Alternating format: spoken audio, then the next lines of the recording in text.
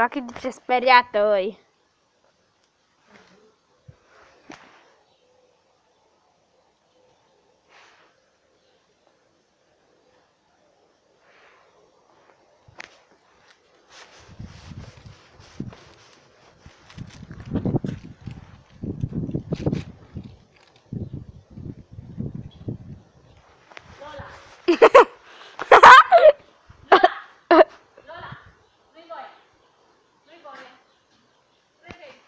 Bun, prima dată ca să faceți o torță vă trebuie un foc micuț.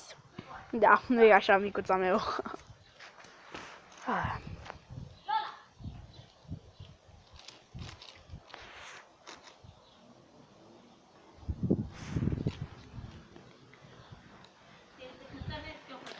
Apoi aveți nevoie de un lemn și să-l înfășurați, să-l băgați în foc și aveți o torță.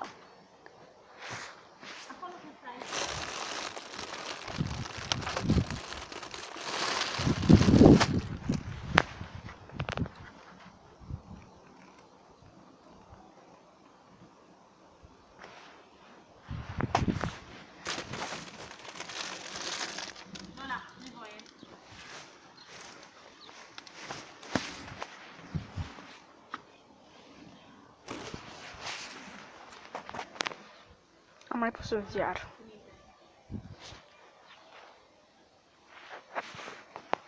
O, nu se stinge.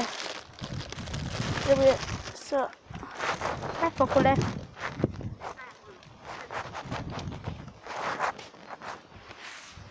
S-a stins!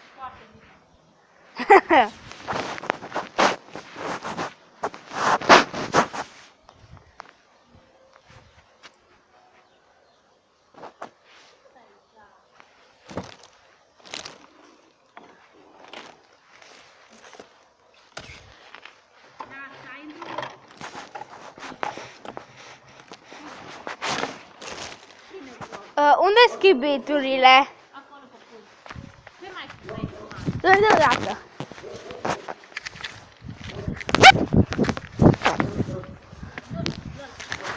Gata să pun un lemn.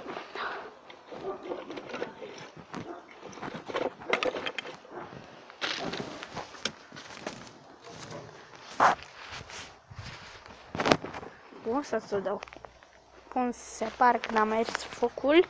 Uitați și aici am pus toate verile de acum, că m-am supărat rău. Că până la video, pa, pa!